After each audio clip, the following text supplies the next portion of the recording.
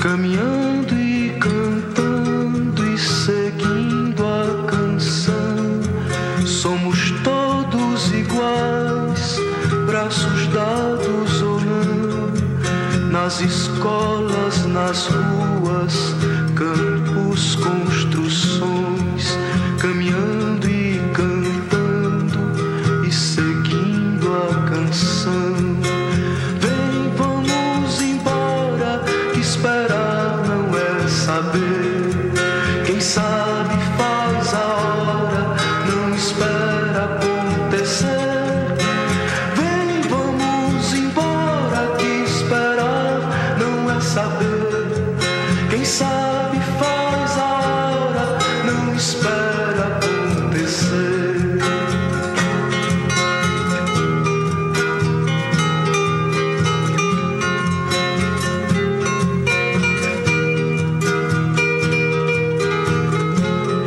Pelos campos a fome, em grandes plantações, pelas ruas marchando, indecisos cordões, ainda fazem da flor seu mais forte refrão e acreditam nas flores vencendo o canhão.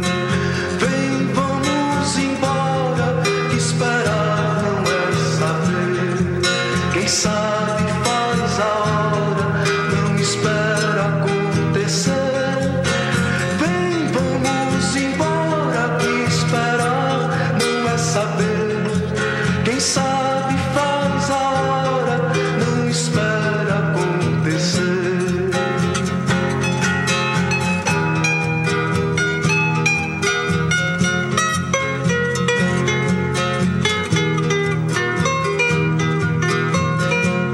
Há soldados armados, amados ou não, quase todos perdidos, de armas na mão.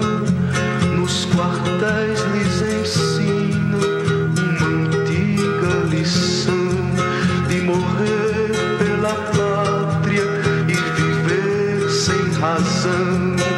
Vem, vamos embora, que esperar não é saber. Quem sabe faz a hora, não espera acontecer. Vem, vamos embora, que esperar não é saber. Quem sabe faz a hora, não espera acontecer.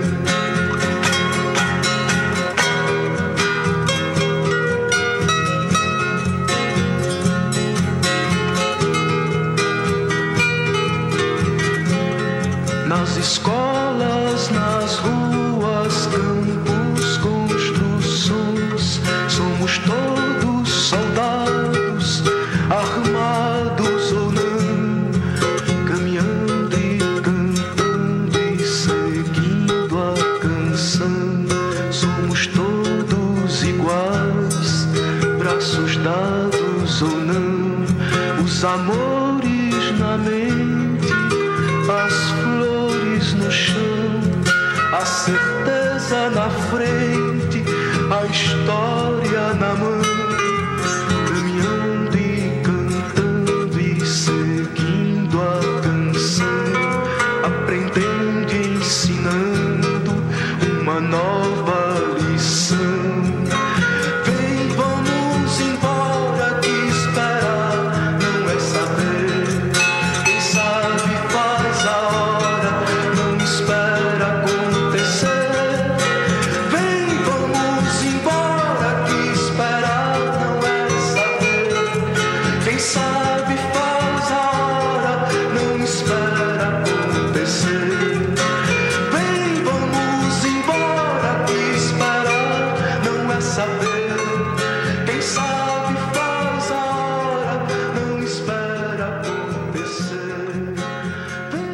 Muito bem. 11 horas e 37 minutos, a gente escutou um clássico, hein? Para não dizer que não falei das flores, Geraldo Vandré. E a gente vai retornando aqui com o nosso programa desta segunda-feira, 29 de outubro, pós eleições aqui no Brasil, pós este período todo, né, conturbado que a gente vem passando aqui. E fazendo um bate-papo, né, tentando conversar um pouco sobre a conjuntura política, sobre o que a gente vai enfrentar pela frente, da maneira como vamos nos portar, né, e tudo aquilo que faremos para resistir. Estão conosco aqui, para quem pegou o programa no intervalo, Maria de Lourdes Lose e Cristiano Engel, que estão trazendo aqui uma ótima fala para a gente conseguir atravessar, né, essa segunda-feira aqui, que todo mundo chega cansado, né? No mínimo cansado, depois de todo o processo eleitoral, né? Mas falávamos de esperança no primeiro bloco, né? Falávamos de esperança, falávamos de luta, e acho que esse tem que ser o clima para a gente trazer para quem nos escuta aqui, para quem está conosco, né? Aliás, recebemos uma mensagem ali pelo Facebook do Paralelo, né? Acho que foi. Ali eu vi que tinha alguma coisa. Recebemos. Parabenizando ali, agradecendo, né, a presença de todos e todas aqui, parabenizando pelo programa. E a gente está junto, estamos juntos aqui, vamos continuar lutando. Estaremos, lutaremos, defenderemos como sempre a democracia, defenderemos justiça social, defenderemos aquilo que sempre defendemos. Afinal de contas, segundo as que muitas e muitas pessoas, inclusive que não concordam com o nosso posicionamento, essas pessoas disseram nos últimos tempos que a democracia está garantida, que quando em algum momento houve fala no sentido oposto, era só da boca para fora, que na prática tudo continuará numa boa. Vamos ver se é isso mesmo que vai acontecer. Preparemos-nos. Trouxe a mensagem aqui, ó. Jara Fonta. A Jara Fonta. Aqui, ó. Parabéns a todos e todas. Orgulho de ser professor em luta. Aqui. Obrigado pela mensagem. Valeu. E sobre isso que o Cristiano estava trazendo agora, né? Que, enfim, continuará tudo como está. Enfim, fico pensando, a gente chegou, acho que naquele programa com a APRO e APTA, também levantar esse questionamento, né? Qual é o rumo e a possível realidade dos sindicatos e das categorias, porque os sindicatos representam milhares de associados e associadas em luta pelos seus direitos, né? Então, que realidade nós podemos ter pela frente? Imagino que com essa fala de não, mas não é bem assim, vai seguir tudo como estava, cause, acho que pelo menos uma insegurança. Bom, então vamos ter que esperar para ver como é que vai ser a partir de janeiro. Mas isso? É isso. Eu acho que é. É isso. Na verdade, uma coisa foi toda a fala, né, no sentido, inclusive, de buscar apoio popular, né, porque esse processo ele se dá há alguns anos, né, ele não começou ontem, né, do presidente eleito andando pelo Brasil, etc., né, então descobriu um nicho da população, né, com o qual ele percebeu que ele podia se comunicar, né, com apoios bem específicos, né, de determinados setores da sociedade, igreja, etc., e entendeu que poderia atingir, e atingiu, né. Governar com aquela postura, naquele nível de extrema direita, né, é o que a gente vai ver se ele consegue, né? Porque a questão mesmo do meio ambiente, né, unir tudo dentro de um ministério, terminar com o IBAMA e etc. e tal, já teve repercussão, inclusive, dos grandes investidores na agroindústria, né? Porque o Brasil só consegue exportar os seus alimentos se ele tiver selo de qualidade, etc. e etc. Né? Então, muitas das falas, né, elas vão ter que ser adequadas à realidade, porque existe, mesmo que tenha maioria no Congresso, etc., existem outros poderes, né? A não ser que, efetivamente, parta para um processo, né, que foi, vamos dizer, democrático, porque foi através do voto, mas que se transforme num processo autoritário, né, a partir de fechamento das instituições, etc. E isso a gente vai ter que esperar para ver se efetivamente vai acontecer ou não, né? Mas é isso, a gente está aí, né? Os movimentos estão aí, Frente Brasil Popular, Frente Povo Sem Medo, os partidos, as organizações, os vários movimentos, né? Que se colocaram em defesa da democracia, né? Então, estamos aí, vamos continuar. E os novos movimentos que surgem a partir de agora, novas frentes, novas, né, unidades construídas na luta, que são mais do que necessárias. E só um complemento, não só nós ficamos com receio, com preocupação, mas o mundo olha o Brasil com muita preocupação, com muito temor neste momento, né? Estava vendo aí as manchetes dos jornais, enfim, da Espanha, da Itália, da Alemanha, da Inglaterra, dos Estados Unidos e aqui da América Latina também, enquanto nós viramos objeto aí. Enquanto algum tempo atrás, né, o Brasil era objeto, o contrário disso, né, de ter se tornado um dos grandes países do mundo, né? Referência não só em termos de desenvolvimento econômico, mas por políticas sociais, uma série de avanços. Agora o mundo olha para o Brasil estupefato, tentando entender o que está acontecendo. Sobre essa questão do exterior, eu lembro de ter visto, não vou lembrar de listar todos os países aqui, mas a questão das eleições no exterior, né? De que brasileiros que votam fora, né? É isso, Haddad estaria à frente em todas, né? Em todos os países. Então, algo aqui dentro acontece mesmo. E eu quero trazer duas coisas. O Fernando Porto, o Fernando que faz o Nerd Anônimo aqui, comentou que está na escuta. Tá? E trazer um convite, na verdade, que os artistas pela democracia ali no grupo divulgaram, a Luciana Lima divulgou, que hoje tem o show Cássia Eller no Cidec Sul, às 4h da tarde, e é com a Luciana, com o João, o Otônio, o Rodrigo e o Davi Batuca, a galera que fez já com ela ali no Teatro Municipal. É entrada gratuita no Cidec Sul. E a Luciana fazendo um chamamento muito bonito ali, muito bacana, de que a gente precisa seguir unido, seguir fortalecendo a arte e a cultura como forma de resistência. Então, trazendo esses dois informes aqui. Muito bom, muito bom.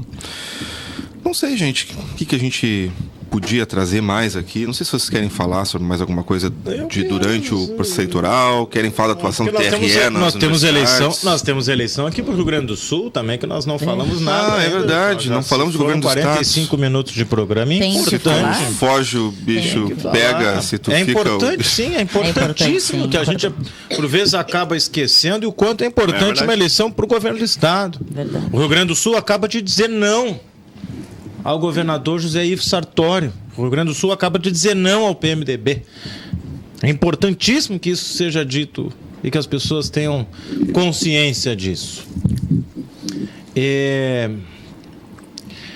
O que, por um lado, pode ser bom, mas, por outro lado, eu lamento que muitas pessoas não se deram conta que quem perde nessa eleição em nível nacional e aqui no Rio Grande do Sul também são os partidos.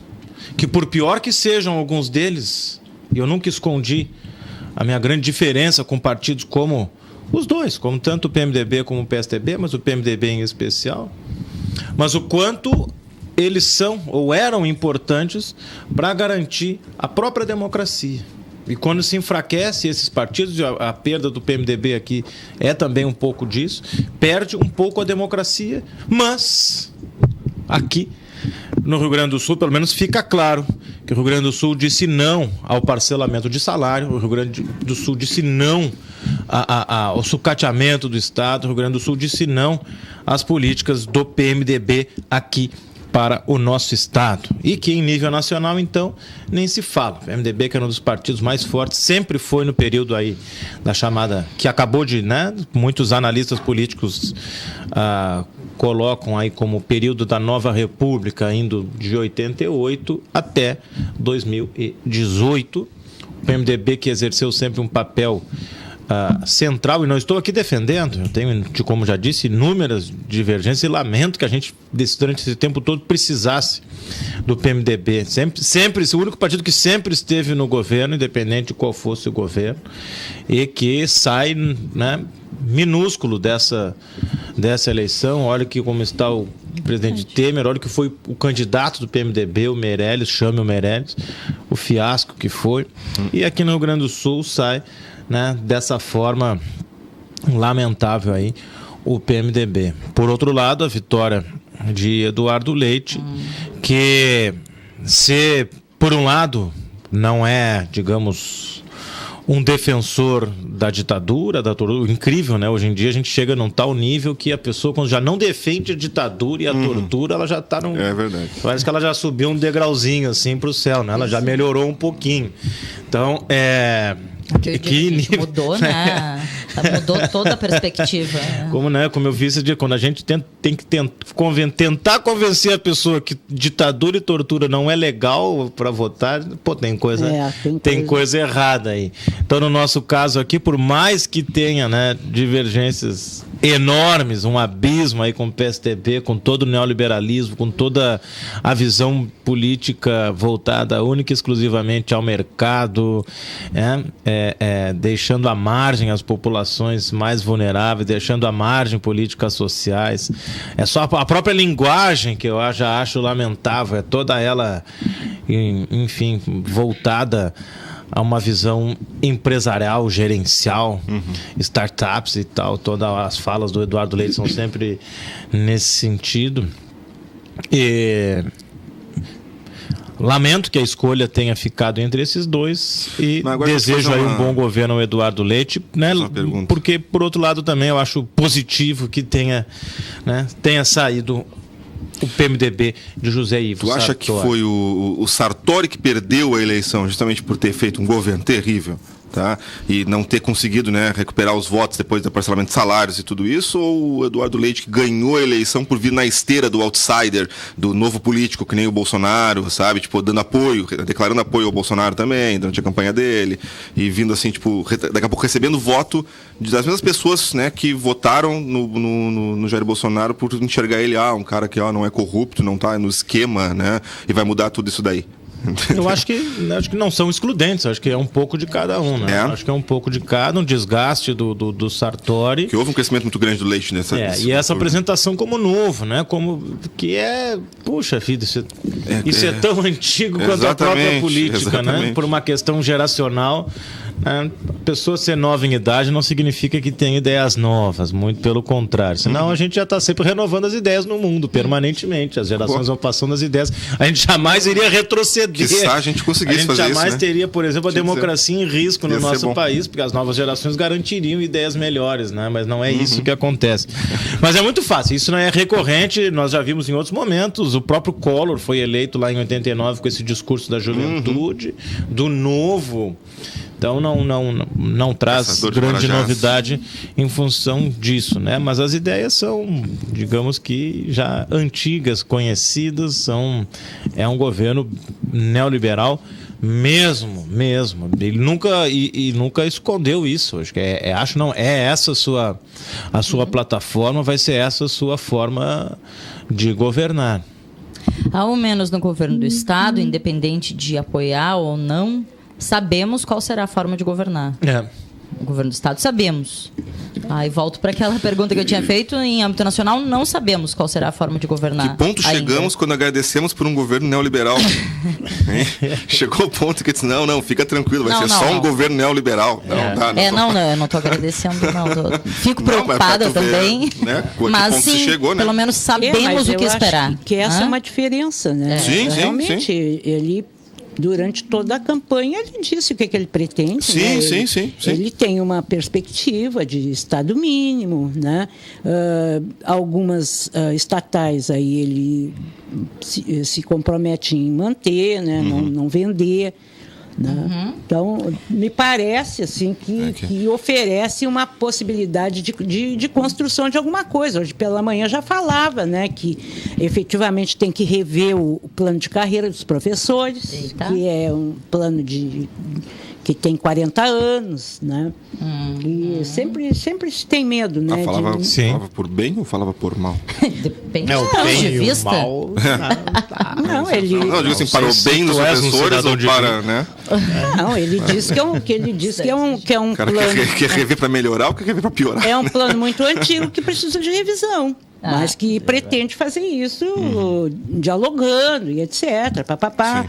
Porque aí as pessoas também que estavam entrevistando ele disseram, bom, tu sabes que os professores não aceitam mexer no plano de carreira. Né? Que eu acho que é isso, quer dizer, ou tu constrói uma condição de tu poder, melhorar o que precisa ser melhorado, né? Negociando direitinho, daquele jeito que a gente sabe fazer, né? Ou então não vamos deixar mexer. Claro. É isso. Eu fiquei que são meio-dia. São 11h53. Eu também não tenho mais horário político, a gente pode ir até às 13. Hoje. Mas eu fiquei pensando aqui agora, a Maria falando, e eu fiquei pensando também, qual é a situação, falando em governo do estado aqui do Rio Grande do Sul e em âmbito nacional, qual é a situação desses dois governantes eleitos?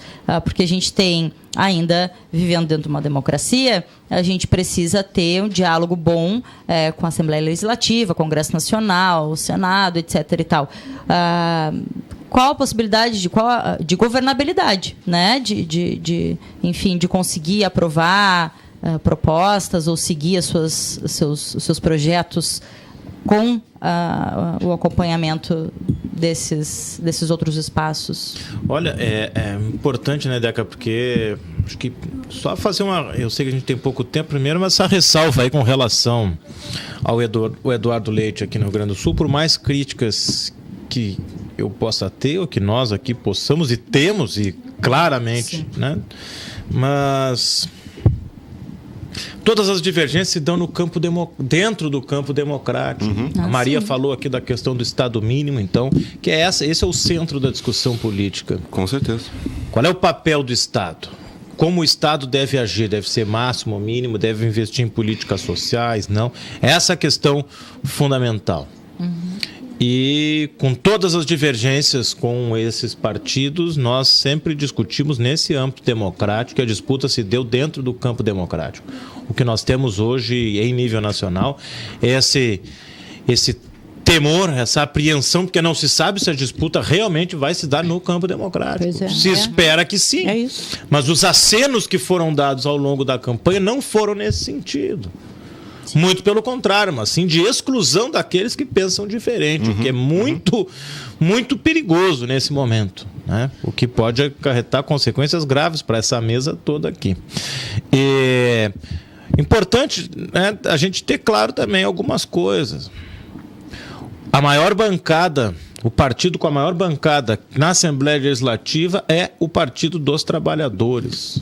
O partido com a maior bancada na Câmara dos Deputados, em Brasília, é o Partido dos Trabalhadores. Então isso é importante para que se tenha assim, a coisa...